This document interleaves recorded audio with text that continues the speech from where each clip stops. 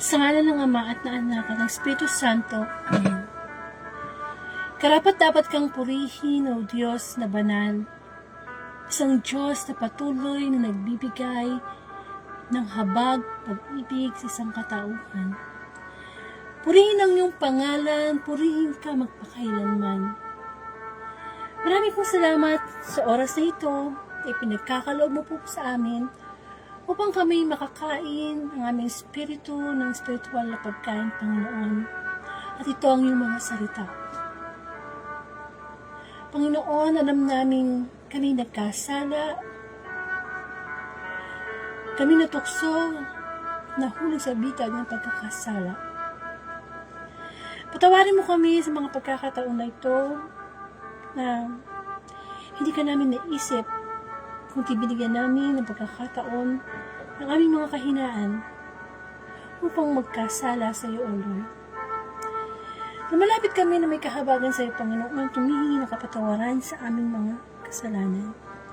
At sa mga oras na ito, tumisin mo po ang aming puso.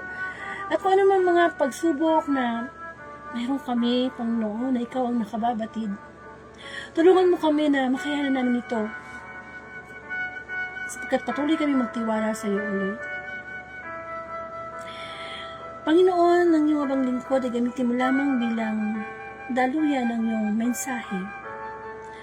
Ako'y makasalanan, kami makasalanan, at isang Diyos na banal ang naghahain ng piging online upang mapagnilayan namin ang iyong kabutihan. Sapagkat sa iyong mga salita ang katotohanan, at ang katotohanan ang magpapalaya sa aming Panginoon.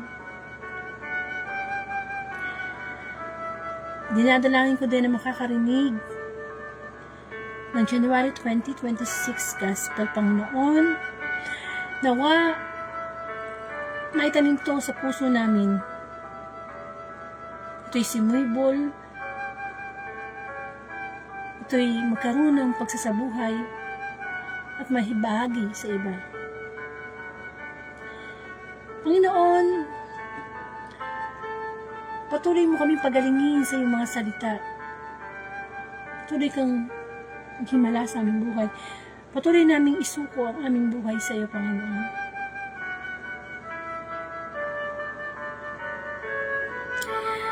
Lord, i-deny namin ang aming sarili para sa iyo. Bigyan mo po kami, ang iyong lingkod, ng karunungan, kababaan ng loob, and let your will be done, my Lord. Patuloy kang kumilos sa mga darating pang minuto, ikaw ang maitaas at nabigyan ng parangal sa Facebook Live na ito. Hallelujah. Come, Holy Spirit, we need you. And come, Holy Spirit, we pray.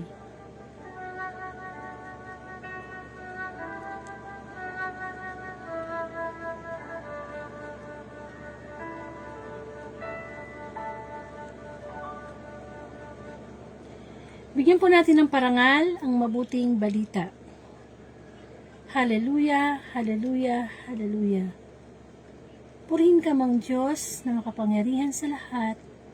Hallelujah, hallelujah.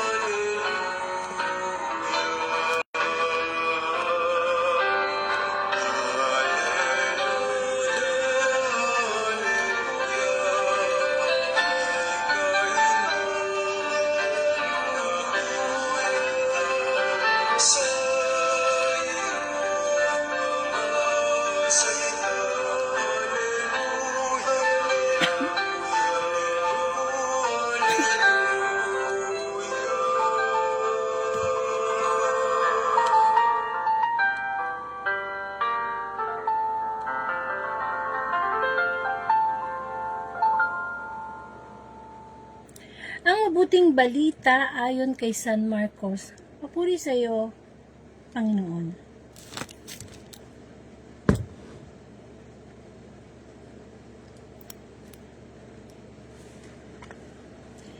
Isang araw ng pamamahinga, naparaan si Jesus at ang kanyang mga alagad sa tabi ng triguhan. Habang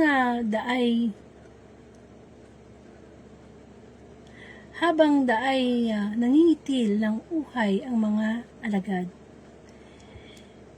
Kaya't sinabi ng mga Pariseo kay Jesus, "Tingnan mo ang ginagawa ng iyong mga alagad.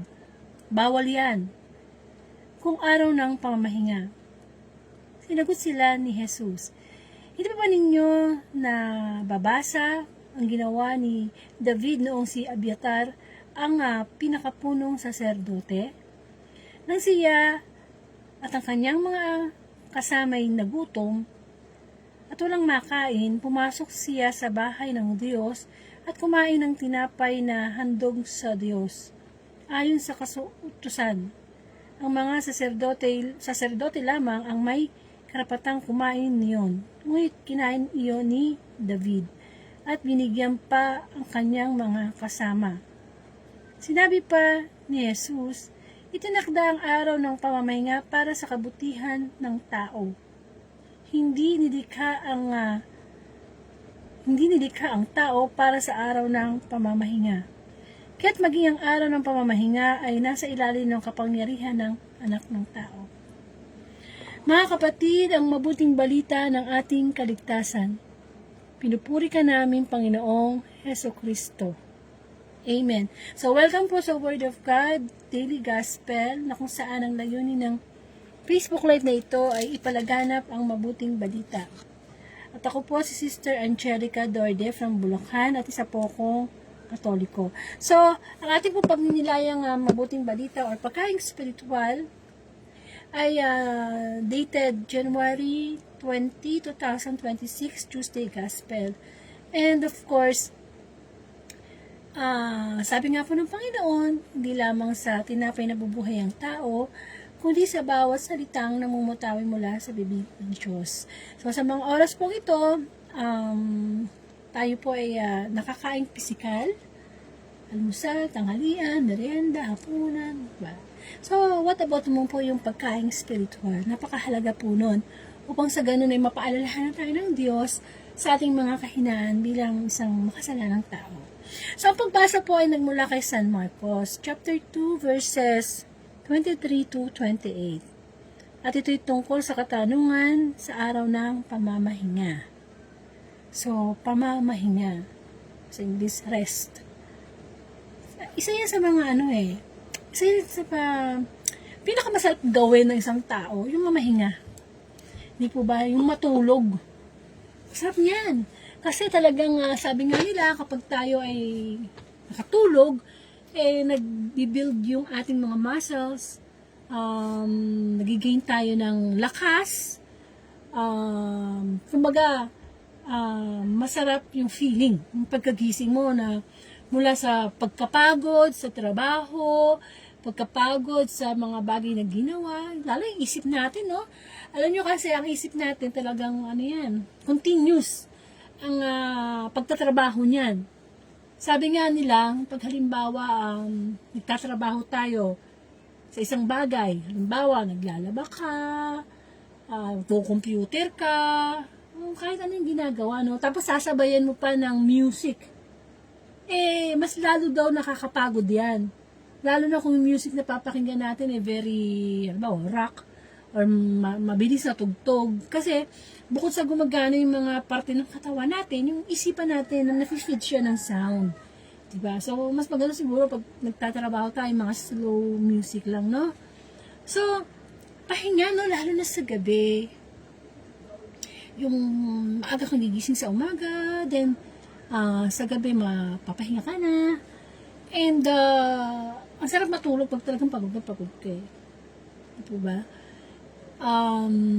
Pero minsan, sabihin na natin, may mga tao na hindi makatulog kaagad, kahit pagod sila. May naman tao, tulog ng tulog. Diba ba? Sumobra naman yata sa pamamahinga. Okay? So, ito pong mabuting balita natin, ang senaryo nito is yung ang Panginoong Jesus sa kanyang mga alagad. May mga ginagawa sila sa araw ng pamamahinga. Kasi, noon sa batas ni Moises is bawal pong gumawa, magtrabaho, kapag araw ng pamamahinga.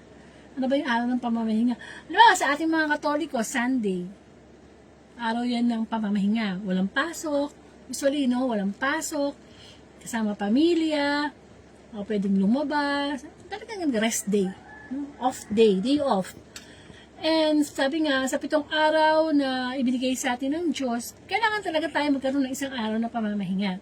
Sapagkat ang Diyos Ama ay nilikha niya ang mundo ng 6 na araw, at sa 7 araw, nagpahinga ang ating Diyos sa paglikha. So kung ang Diyos ay nagpahinga, tayo pa kaya hindi? Baka naman ang nangyayari sa atin 7 days din tayo trabaho ng trabaho. Baka naman ma-overwork na tayo, yung kinita natin mapunta lang sa gamot. Yun ang mahirap, no? Yung bang trabaho ng trabaho, payaman ka ng payaman. Pagkatapos hindi mo napapansin, napapabayaan na pala natin yung ating kalusugan. Masama yun. So kailangan sa 6 na araw, which is napakahabang araw na yan, at oras, biro mo, sa isang araw, 24 hours, times mo yung sa 6. Tapos, yung isang araw lang, ang hinihingi sa atin ng Diyos, ipagkaloob natin to sa Panginoon. Amen? Actually, tayo ang nagbe-benepisyo doon sa isang araw na yun So, pamamahinga. Bukod sa masarap gawin ng tao, yung pagkain, diba? Masarap kumain, masarap matulog, masarap magkamot ng likod, magmakate, mga pleasure na nararamdaman natin. Pero ang sinasabi ng Diyos dito, ng mabuting balita, hindi lang yung physical na pamamahinga, kundi mas malalim pa doon. Mas malalim pa kasi sa panahon ni Moises, bawal ngang gumawa ng ito at bawal magtrabaho talaga. Pero ang Panginoon, hinano niya yun binuwag niya yung ganong sistema na is either kahit anong araw, kahit anong oras, walang pahinga. Lalo na sa paggawa ng mabuti. Kasi nga, di ba, ang Panginoong Jesus, nagpapagaling siya sa araw ng pamamahinga. Which is, ibig sabihin, kapag may nangangailangan ng tulong niya, ng himala niya, kapag nataon na araw ng pamamahinga, hindi niya gagawin yun? Hindi. So, sa atin din mga Katoliko, tuwing linggo, kailangan magpahinga tayo in a way na yung ating espiritu at ang Diyos ay espiritu, magkaroon yan ng koneksyon. Kung pwede, kapag Sunday, mag-Bible reading tayo with our family, magsimba tayo, kung ano yung mga bisyo na ginagawa natin for 6 days is, wag natin gawin yun kapag ika-6 na araw, which is yung bang slowly but surely na binibigyan natin ng halaga yung linggo. I'm talking about sa Catholic faith, no? Na para ito sa Panginoon. Kaya pagka nagsisimba naman tayo, ipaghandaan natin to. Sabi nga, bago daw tayo pumunta ng misa, 1 hour before, dapat meron tayong fasting. Walang fasting, no? And of course, yung pananamit. Huwag naman tayo pumunta sa simbahan na naka-short, naka-sando. Kasi ang pinupuntahan natin ay tahanan ng Diyos. So, kung nagiging presentable tayo sa mga lakad natin mula sa 6 days na ibinigay ng Panginoon, mas lalo natin i-present yung sarili. Mga kinakailangan mamahalin yung suot malinis, maayos, kagalang-galang. Kasi pupunta tayo sa tahanan ng Diyos, no? At kapag nasa tahanan tayo ng Diyos, kailangan talaga yung ating mind, yung ating soul and spirit, talagang connected yan. Amen. And of course, napakahalaga sa lahat, yung pag nasa loob na tayo ng simbahan, nagninilay tayo, nagkakaroon tayo ng reflection sa homily. Kasi yun yung dahilan kung bakit tayo nandoon sa katawan ni Kristo, sa pagpupuri sa Panginoon, sa paghingi ng tawad sa Diyos. So, napakahalaga nun. So, dapat lagi nating iniisip na, oo nga pala, no, ito yung Sunday, parang date natin yan kay God. Date natin kay God. Pero hindi na, it doesn't mean na, yun nga, di ba, ibig sabihin nun, every Sunday lang tayo makakarinig ng gospel. every Sunday lang tayo nagbabasa ng Bible. Hindi. It should be every day. Dapat araw-araw. Walang pahinga when it comes sa kikinig ng mabuting balita. Kasi para sa atin din yun eh. Kahit sabihin natin na alam natin ng tama't mali, bakit mali pa rin yung nagagawa natin? Bakit nagkakaroon pa rin tayo ng pagpili ng mali? Kaya tayo ay nahuhulog sa kasalanan. So, ang araw ng pamamahinga, siguro mas i-connect natin siya sa kasalanan. Bakit di tayo magpahinga sa kasalanan? Hindi yung gawa tayo ng gawa ng kasalanan. At ang gusto ng Panginoon, yung lagi tayong gumagawa, walang hinto when it comes sa paggawa ng kabutihan. Kasi alam niyo, ang paggawa ng kabutihan, lalo na kung tayo na mismo ang humahanap, ano ang gagawin kong kabutihan tong araw na ito? Wisdom yan. Karunungan yan galing sa Diyos. Yung bang ikaw na mismo naghahanap, ay tutulungan ko si ganito, ay halimbawa, isa kang doktor, magbibigay ka ng libre mong serbisyo, yung ikaw na naghahanap sa kabutihan na magagawa mo sa kapwa mo. Yung bang hindi ka tumitigil, hindi tayo tumitigil sa pag-iisip, paano ko mapipray si God, paano ko siya mabibigyan ng papuri, paano ko masishare si God, ang gospel, yun, tayo dapat magpahinga sa ganun. Kasi sa mga oras na ito, nagtatrabaho talaga ang dyablo. At hindi nagpapahinga ang dyablo. Double, triple time siya na i-feed sa tao na hindi. Sige, trabaho ka na ng trabaho. Magpayaman ka na magpayaman. Hanggang sa nakakalimutan na natin yung pinanggalingan ng ating yaman, ng ating kasikatan, ng ating lakas. Masyadong ino-occupy ng dyablo yung ating isip. Kasi ang ating isip ang battleground ng dyablo. Dito tayo sinasabihan na, sige, huwag kang makikinig ng salita ng Diyos, huwag kang magsisimba, huwag kang magkaroon ng relasyon sa Panginoon. Kasi ayaw talaga yun ng dyablo. Gusto niya tayong magpahinga doon. Wag. Hanggang sa wala tayong relasyon sa Panginoon. So, ano ba yung mga bagay na dapat nating ipahinga sa ating buhay? Hindi lang to yung literal na day off, kundi maraming aspeto sa buhay natin, sa pagkatao natin, sa ugali natin, na dapat nating pahinga. Ano ba yan? Bisyo ba yan? Masamang ugali ba yan? Yung galit ba sa kapwa yan? O hindi tayo tumitigil sa galit, sa pagtatanim ng galit sa kapwa, sa inggit, hindi tayo nagre-rest day sa pag-iisip ng mga negatibong bagay. Alam mo, minsan ng tao, kahit hindi kumilos, kahit nakahiga lang, napapagod. Kasi yung mind, sige, andar na andar eh. Malakas makapagpagod sa tao yung pag-worry, yung pag-iisip ng mga negative, yung takot. Pahingahin natin ang ating isipan, higit lahat ang ating espiritu. Sabi nga ng Panginoon, ano man yung pagsubok no meron tayo ngayon, sabi ni Jesus, nag-invite siya. Halika, kayong mga napapagal at nahihirapan sa buhay, at kayo'y aking pagpapahingahin. Di po ba? Kasi masarap magpahinga kasama ang Diyos. Yung bang tipong kahit nandyan yung pagsubok, parang meron, pero parang wala. Kasi napahinga na yung isip natin na, nandito yung pagsubok, may sakit ako, may problema sa pamilya, sa pera, sa trabaho. Pero bakit gano'n? Pahinga yung isip ko, pahinga yung damdamin ko, may kapayapaan.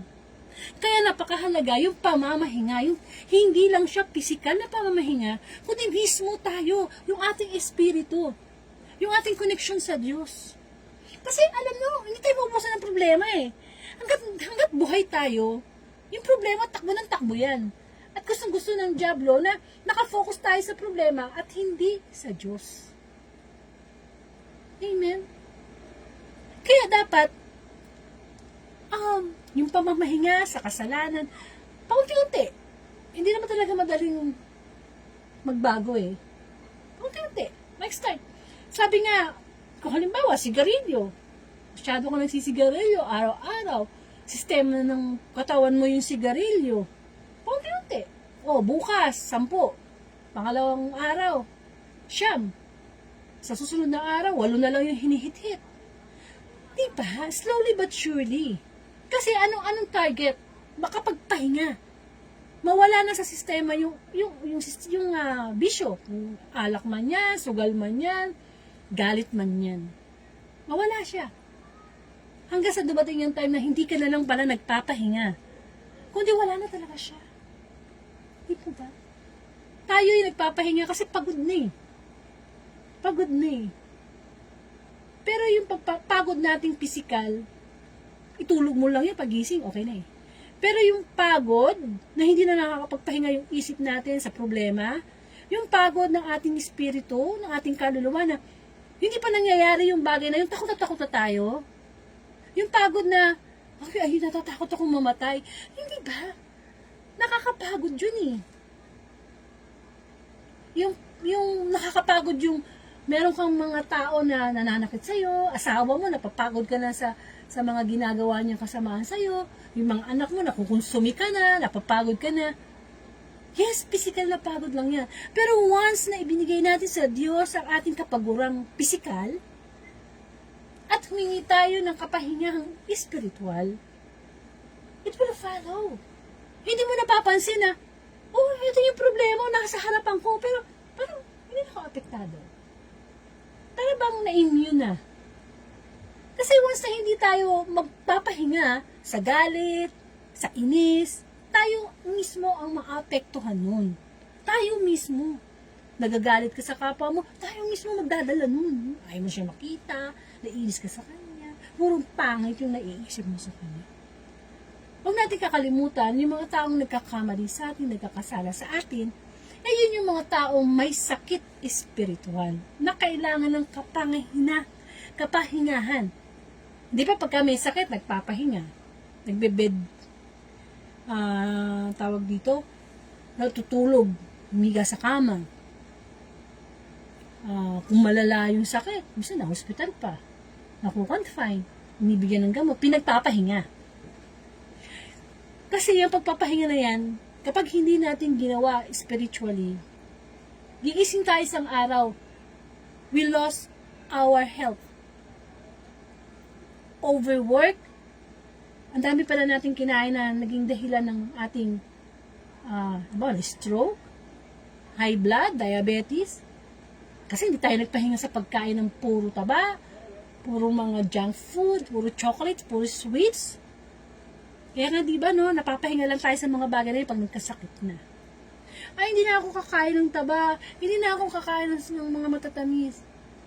Kasi ano na eh, napagod na yung katawan natin. Itong katawang lupa natin, napapagod to kasi habang tumatagal, tumatanda tayo. Kaya dumadating yung time na napapagod yung katawan natin. Pero meron tayong tinatawag na fighting spirit. Ano yung fighting spirit? Yung bang pagod yung katawan mo, pero yung espiritu mo lumalaban. Amen. Kaya pag nilaya natin sa mabuting balita, ano ba yung mga bagay na hindi ko ipinapahinga? Ano ba yung mga bagay na pahinga naman ako ng pahinga? Di ba? Yung bang tinatamad na akong magsimba? Ay, tinatamad na akong gumawa ng mabuti. Yung bang kung ano yung mabuti, doon tayo nagpapahinga, doon tayo minto. Doon tayo anytime, anywhere, tayo maging masipag sa paggawa ng mabuti. At magpahinga tayo sa kasalanan hanggang sa mawala na ito sa sistema ng ating buhay. Magkaroon po tayo ng closing prayer. Ama sa langit, maraming salamat po muli sa pagpapaalala mo sa amin ng aming mga bagay na ginagawa na hindi na kami nakakapagpahinga. Ikaw, O Lord, ay mabuti. Ikaw ay Diyos ng kabutihan. Turuan mo kaming mapagnilayan ang mga kapagurang pisikal namin. Yes, Lord, pagod na kami sa paulit-ulit na pananakit ng aming kapwa. Pagod na kami sa mga kakapusang material. Pagod na kami sa karamdaman na patuloy namin iniinda. Pero Panginoon, Ikaw ay isang Diyos na nagbibigay ng hindi lamang ng pag-ibig mo, kundi ang pag-unawa at pagtanggap sa amin, lalo na sa panahon na nanghihina kami. Gusto namin yakapin ka, ibulong lahat sa'yo, ang mga nararamdaman naming sakit, upang sa ganon maramdaman namin ang pagpapahinga kasama ka, Panginoon. Upang dumating ang Panginoon ang oras na talagang kukunin mo na kami para sa totoong pamamahinang pisikal, ay mabuhay kami kasama ka sa isang buhay na ganap at kasiya-siya. I pray, Lord, sa mga taong naguguluhan, nagsasawa na sa buhay, dahil napagod na. Lord, give them the inspiration, give them the Holy Spirit, lalo na yung mga taong nakakapag-isip na mag-suicide, Panginoon. In Jesus' name, touch them, O Lord, na kapag nagpahinga sa piling mo, kapayapaan ang iyong ipinagkakaloob. Ama namin, sumasalang ka, sambahin ang ngalan mo, mapasa amin ang kaharian mo. Sundin ang loob mo, dito sa lupa para nasa langit. Bigyan mo kami ng aming kakanin sa araw-araw at patawarin mo kami sa aming mga sala para ng pagpapatawad namin sa nagkakasala sa amin. Huwag mo po kaming pahintulo sa tukso. Ihalga mo kami sa atang masama sa ngalang mata, anak, ng Espiritu Santo. Amen. Amen. So marami pong salamat. Muli ang pinakinggan nating mensahe mula sa tinig ng Diyos. And of course, susunod na po ang January 21, 2026, Wednesday Gospel. Pakishare na lang po itong Gospel na ito sa inyong timeline o sa inyong group chat bilang pagsunod natin sa Great Commission. Ang ipalaganap ang mabuting balita. Kailangan talaga ang nagba-viral ng salita ng Diyos. Huwag tayong magpahinga. Magtulungan tayo, no? Kasi malapit nang dumating ang Panginoon. Anytime. Kamukha ng magnanakaw. Amen. So maraming salamat and to God be the glory.